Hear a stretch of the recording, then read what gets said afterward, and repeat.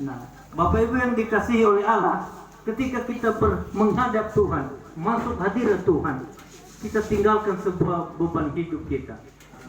Semua kita punya persoalan, tetapi ketika kita ada di hadapan Tuhan, tinggalkanlah semua persoalan. Mari fokus di hadapan Allah. Amin. Baik Bapak Ibu yang dikasihi oleh Allah, hari ini kita akan merenungkan satu bagian firman Allah, Yunus pasal 3.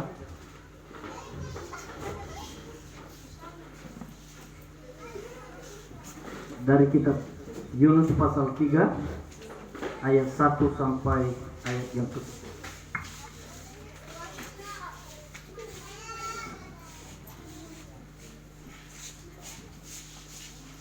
sekali lagi, Yunus pasal 3 ayat 1 sampai ayat yang ke-10. Kita baca silih berganti, dan saya memulai terlebih dahulu. Bapak Ibu Saudara membaca ayat yang kedua, dan kita bergantian, dan ayat ke-10 kita bersama-sama. Kita mulai Yunus pasal 3 ayat 1 sampai ayat yang ke-10 dengan judul perikop pertobatan Niniwe. Datanglah firman Tuhan kepada Yunus untuk kedua kalinya. Demikian.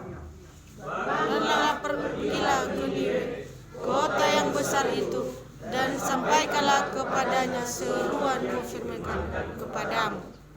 Bersiaplah Yunus, lalu pergi ke Niniwe sesuai dengan firman Allah.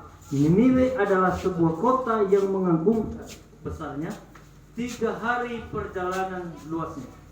Mulailah Yunus masuk ke dalam kota itu, sehari perjalanan jauhnya, lalu berseru, 40 hari lagi, Maka Niniwe akan Orang Niniwe percaya kepada Allah, lalu mereka mengumumkan puasa, dan mereka, baik orang dewasa maupun anak-anak, mengenakan kain kabung.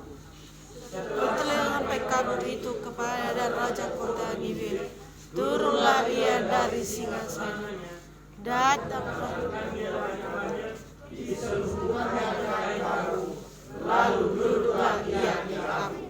Lalu atas perintah raja dan para pembesarnya, orang memaklumkan dan mengatakan di Niniwe demikian: manusia dan ternak, lembu sapi dan kambing domba tidak boleh makan apa-apa, tidak boleh makan rumput, dan tidak boleh minum air. Haruslah semuanya manusia dan ternak berselubung kain kabung dan berseru dengan keras kepada Allah, serta haruslah masing-masing berbalik dari tingkah lakunya yang jahat dan dari kekerasan yang dilakukannya. Siapa tahu mungkin Allah akan berbalik dan menyesal serta berpaling dari murkanya yang menyala-nyala itu, sehingga kita tidak binasa. Kita sama-sama. Ketika Allah melihat perbuatan mereka, yakni bagaimana mereka berbalik dari tingkah lakunya yang jahat, maka menyesallah Allah karena malapetaka yang telah direncanakannya terhadap mereka, dan ia pun tidak jadi melakukannya. Puji nama Tuhan. Amin. Bapak Ibu yang dikasihi oleh Allah. Dicoba.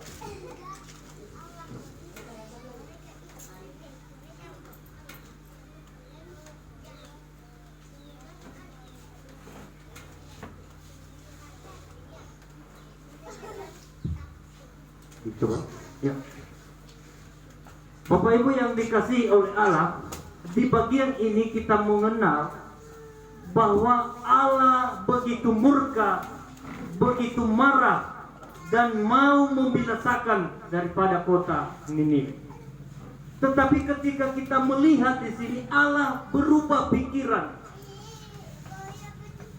Dia dari menjadi marah menjadi ada belas kasihan. Dari yang mau menghancurkan, menunggang balikan Niniwe, menjadi dia memiliki kasih kepada kota itu.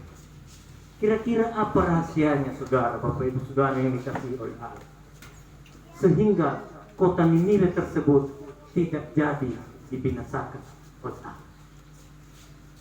Dan di bagian ini yang merupakan tema bagi kita adalah kasih, milikilah kasih dan kemurahan Allah. Kasih Allah, Bapak Ibu Saudara, telah dinyatakan di dalam pribadi Tuhan kita Yesus Kristus lewat pengorbanannya di atas kayu salib. Dan di bagian ini orang-orang Niniwe, penduduk kota Niniwe, memperoleh kasih Allah, memperoleh kemurahan Allah. Kira-kira apa penyebabnya? Sebelum saya masuk ke sana, kita akan melihat dulu ada sini keterangan penulis, yaitu di ayat yang pertama. Datanglah firman Tuhan kepada Yunus untuk kedua kalinya. Ini firman yang kedua kali. Yang pertama apa? Di pasal pertama dan di pasal ketiga ini perintah Allah sama, Bapak Ibu Saudara. Hanya yang mendapatkan perintah ini mencoba menghindar. Ini seorang nabi, bukan jemaat biasa ini. Pada zamannya dia seorang nabi. Dan bisa dikategorikan bahwa Yunus ini adalah diutus sebagai penginjil untuk berkhotbah, untuk menginjil di kota Niniwe, menyampaikan pesan Allah. Namun Bapak Ibu Saudara, Yunus ini mencoba menggagalkan ini. Dia akan lari ke Tarsis. Nah, di sini kita akan lihat, Bapak Ibu Saudara, ketika Allah sudah mengeluarkan firman-Nya, maka itu tidak akan berubah.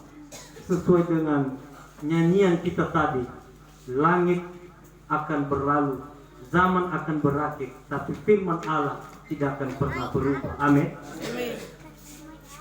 Tetapi Yunus mencoba untuk menghindar di hadapan Allah. Nah, Bapak Ibu Saudara, kalau kita sudah dipakai oleh Allah, jangan coba-coba untuk menghindar, karena kita akan menderita sendiri, tersiksa sendiri nanti kehidupan kita. Coba tengok penderitaan Yunus, 3 hari 3 malam di perut ikan. Bukan enak di perut ikan, Bapak Ibu Saudara. Perut ikan bukan hotel. Amin. Bukan hotel itu. Di sana nggak ada AC di dalam perut ikan.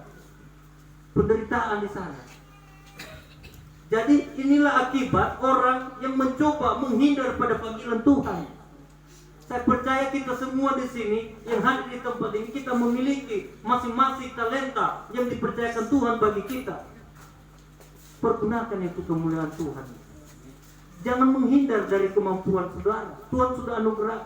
Tuhan mau memakai saudara dan saya untuk kemuliaan Tuhan. Banyak sekarang sudah ada kemampuan, tapi tidak mau untuk kemuliaan Tuhan. Tetapi kalau kemuliaan dunia, oh jangan ditanya, tanpa undangan pun mau dia. Ini yang luar biasa. Tetapi kalau untuk Tuhan, dibujuk-bujuk pun, Allah sudah mulai. Tidak bisa.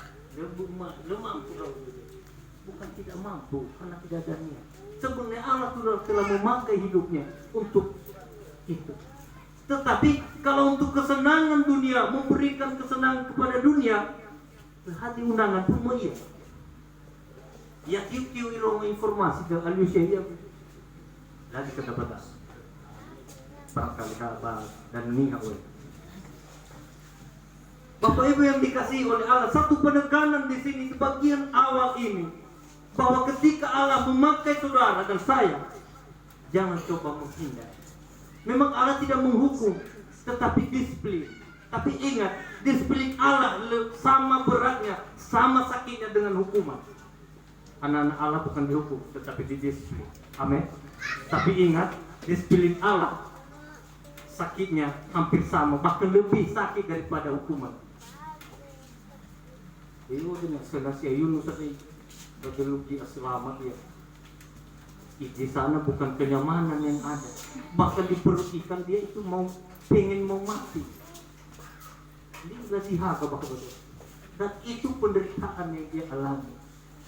Dan di sini kita lihat kekonsistenan Allah ketika setiap firman yang dikeluarkannya wajib dituruti. Bapak Ibu Saudara, Dewa Romali le mengampuni dengan sia-sia. Ketika Anda tidak melakukan, itu menjadi hukuman bagi Anda. Ketika Anda melakukan, itu menjadi berkat bagi Anda. Tidak kembali dengan sia-sia. Le evalua pun jadi hukuman, dia tidak kembali sia-sia. Evalua itu menjadi berkat bagi kehidupan saudara dan saya. Amin. Saya percaya setiap kita yang ada di tempat ini, orang-orang yang mau melakukan perintah. Nah, Bapak Ibu yang dikasihi oleh Allah, kita akan masuk di bagian mengapa Allah bermurah hati kepada orang ini. Emang ada apa dengan orang ini? Sebetulnya Allah telah mengeluarkan vonis 40 hari lagi, sampaikan kepada orang Niniwe ini. 40 hari lagi kota Niniwe ini akan ditunggang balikan. Wah, luar biasa ya. Sepertinya tidak ada lagi toleransi ini. Tetapi apa yang membuat Allah menjadi murah hati, menjadi belas kasihan terhadap kota Niniwe, Bapak Ibu Saudara? Hal yang pertama kita akan baca di bagian ayat yang kelima bagian A. Saya akan baca bagi kita. Orang Niniwe percaya kepada Allah. Ketika mereka mendengar pemberitaan daripada Yunus, maka spontanitas hidup mereka, pola pikir mereka beralih kepercayaan. Karena kejahatan orang Niniwe bukan main. Nanti Bapak Ibu Saudara baca di Nahum pasal 3. Di sana kejahatan orang Niniwe tertulis. Semua ada, pelacuran ada, pembunuhan ada, perampasan ada, dan segala macam kejahatan sehingga sampai kepada Allah, dan Allah murka kepada Niniwe. Tetapi Bapak Ibu Saudara, yang perlu kita pelajari di sana, kenapa tiba-tiba Allah bermurah hati? Hal yang pertama, ketika mereka mendengar pemberitaan itu, langsung mereka percaya kepada Allah. Bukan nanti, bukan besok, bukan 1 tahun lagi mereka percaya. Langsung mereka percaya kepada Allah. Dan ini salah satu yang membuat kota Niniwe ini, dan salah satu yang membuat Allah bermurah hati kepada kota ini. Berbeda dengan, dan satu hal yang menarik bagi orang Niniwe ini, mereka tidak menunggu murka Allah, langsung mereka bertobat. Tetapi naya ita abena bertobat di tolah dikahe. Setiap minggu tarung maling bertobat Bapak Ibu Saudara, palalini gerera masih belum. Tetapi begitu ada pelajaran mereka lupa abena sinali dawahur betul saya. Itu yang palalini gerera. Mau itu bekerja batu segala macam urut apa ini. Anak waktunya gede.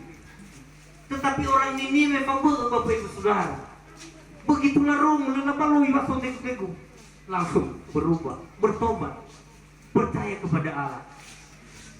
Tetapi orang-orang zaman sekarang nihaya anak pabu metodera, bahkan puluhan kali larong pemberitaan dari hamba Tuhan, gembala, pendeta, masih belum paham.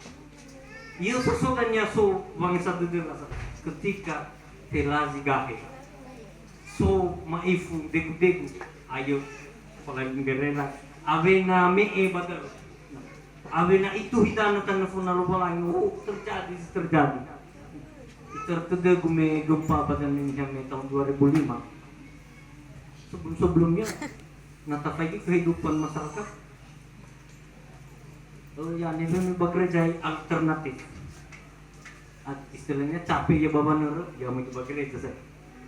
Ketika gempa Bapak Ibu Saudara, afunu gereja uniha, hana terjadi pun badal abina fase-fase bakululan. Faalai nagu badal eswaya tolo saya. Nah, abina suma tolo sa utila digahe.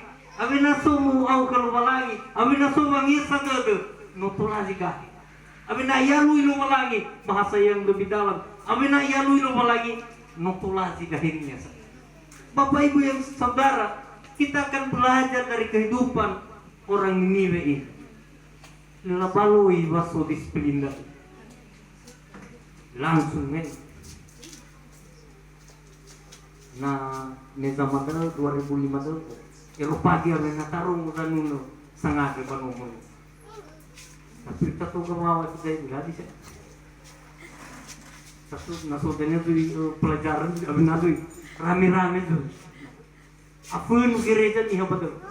Nih zaman tuh litahan nih gereja nih. Auri mau satu irau si tebai, betul saya.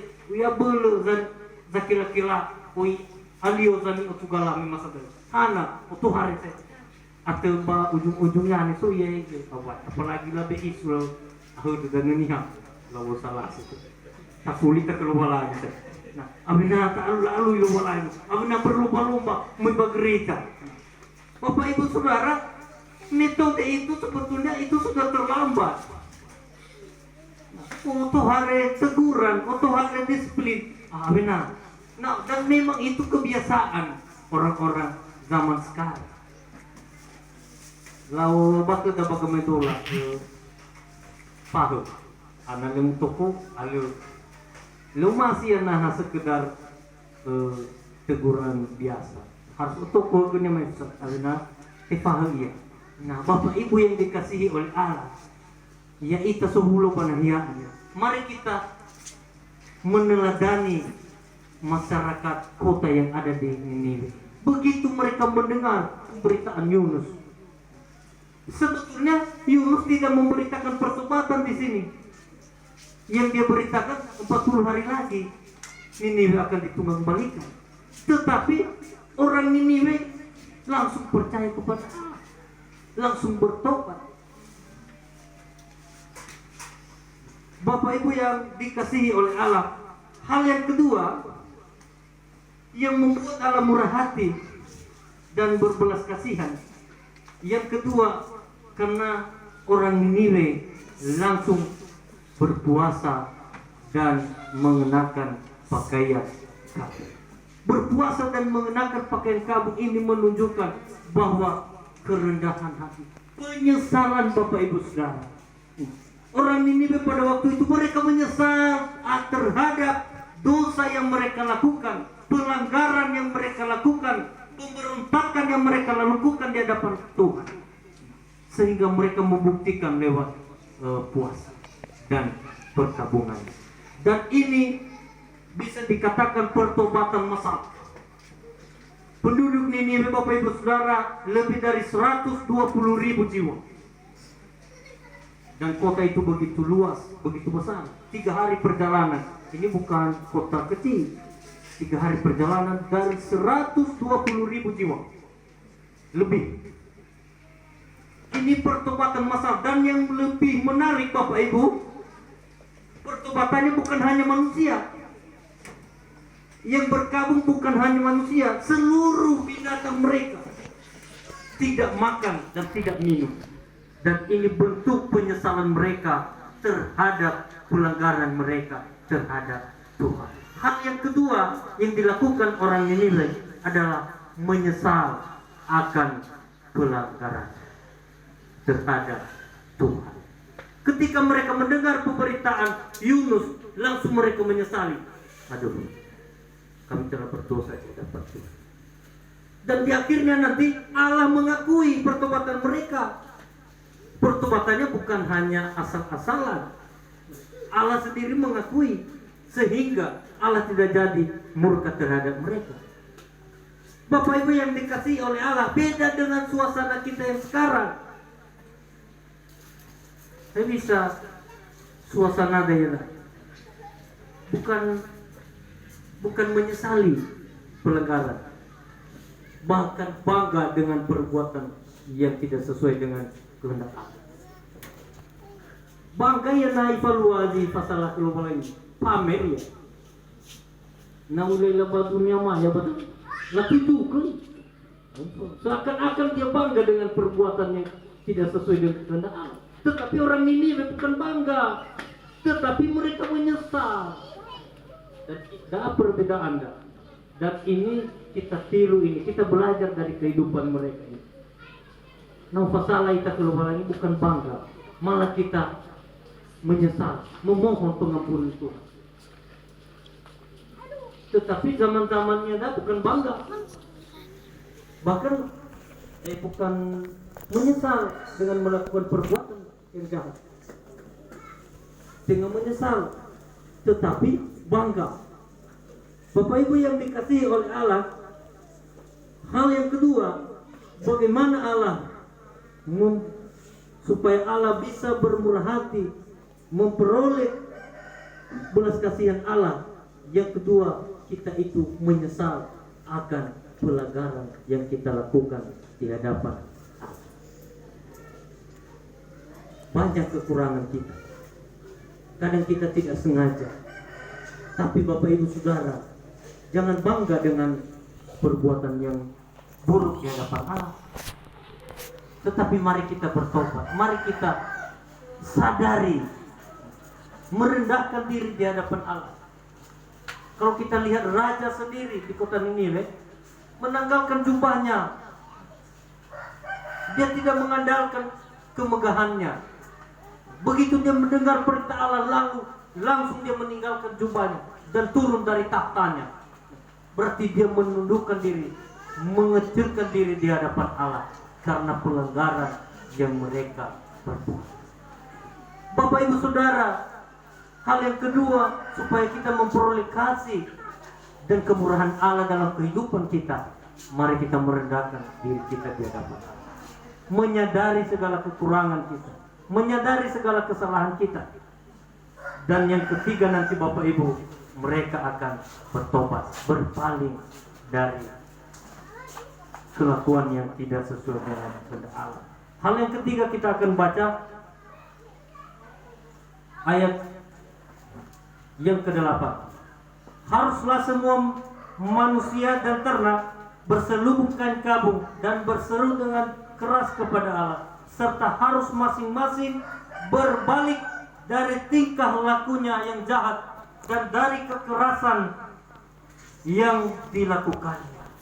Nah, ayat ke-9, siapa tahu Allah bermurah hati. Bapak Ibu, orang Niniwe tidak menyangka Allah berbelas kasihan kepada mereka. Mereka melakukan ini hanya mengira-ngira, siapa tahu Allah berbelas kasihan. Nah, dan rupanya Bapak Ibu Saudara, Allah juga mengasihi mereka, berbelas kasihan kepada mereka. Ada kemurahan Allah terhadap mereka. Untuk memperoleh kemurahan Allah itu Bapak Ibu Saudara, hal yang ketiga, berbalik dari tingkah laku yang jahat. Ini yang disebut dengan pertobatan Bapak Ibu Saudara. Bertobat artinya segala perbuatan yang tidak sesuai dengan kehendak Allah dia meninggalkan. So memalimi kira-kira. Kita sedang di gereja kita ini sedang mengikuti training baptisan. Di sana ada pertobatan Bapak Ibu Saudara. Menyesali. Di bagian ini, bagaimana Allah supaya kita memperoleh kemurahan Allah? Ya kita bertobat. Bertobat tidak mengulangi lagi segala pelanggaran yang tidak sesuai dengan kehendak Allah. Ada 3 hal yang perlu kita belajar dalam firman Allah ini. Yang pertama, percaya kepada Allah. Yang kedua, merendahkan diri di hadapan Allah. Dan yang ketiga, bertobat dari perbuatan yang tidak sesuai dengan kehendak Allah. Saya percaya Bapak Ibu Saudara, melalui firman Allah yang kita dengarkan hari ini, biarlah ini menjadi berkat bagi kehidupan kita. Bagaimana kita memiliki kemurahan Allah, bagaimana kita memiliki kasih Allah dalam kehidupan kita, dengan sesuai dengan firman Allah yang kita dengarkan ini. 3 hal penting itu. Orang Niniwe luar biasa kejahatan yang mereka lakukan, tetapi karena pertobatan mereka, Allah mengasihi mereka. Saya percaya Bapak Ibu Saudara, di tempat ini kita orang-orang yang dikasihi oleh Allah. Amin. Sampai di sini firman Allah yang boleh saya sampaikan. Semoga Roh Kudus yang terus mengajari dan membimbing kita sehingga kita boleh sampai pada maksud dan tujuan Allah. Mari kita berdoa. Bapa yang baik dalam surga, kami bersyukur buat firman-Mu pada hari ini. Sesungguhnya Engkau murka terhadap kami Tuhan. Oleh karena begitu banyak pelanggaran yang kami lakukan di hadapan Kami.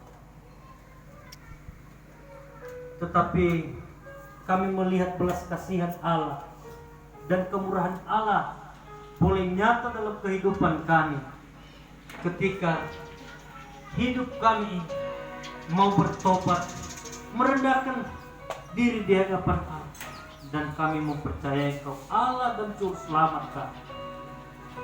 Terima kasih firman-Mu Tuhan yang telah mengajari kami hari ini, membimbing kami hari ini, mengingatkan kami hari ini Tuhan, sehingga ini hal yang perlu kami lakukan di hadapan Allah, sehingga kasih Allah, kemurahan Allah tetap ada bersama dengan kami. Tuhan, kuatkan kami, teguhkan kami, mampukan kami untuk melakukan itu. Mampukan kami, bimbing kami untuk hari demi hari kami terus diperbarui. Kehidupan kami diperbaharui itu, tingkah laku kami diperbaharui itu, sehingga kami boleh berkenan di dalam kasih dan kemurahan Allah. Hamba-Mu berhenti berkata-kata Tuhan, dan percaya Roh Kudus terus mengajari, mengingatkan kami akan kebenaran firman, sehingga firman Allah ini boleh terjadi, boleh tergenapi dalam kehidupan kami pribadi lepas pribadi. Terpujilah Engkau Tuhan. Dalam nama Yesus kami telah berdoa, dalam nama Yesus kami telah merenungkan firman Allah. Haleluya. Bersama kita katakan amin. Terima kasih. Semoga saya serahkan kepada Bapak.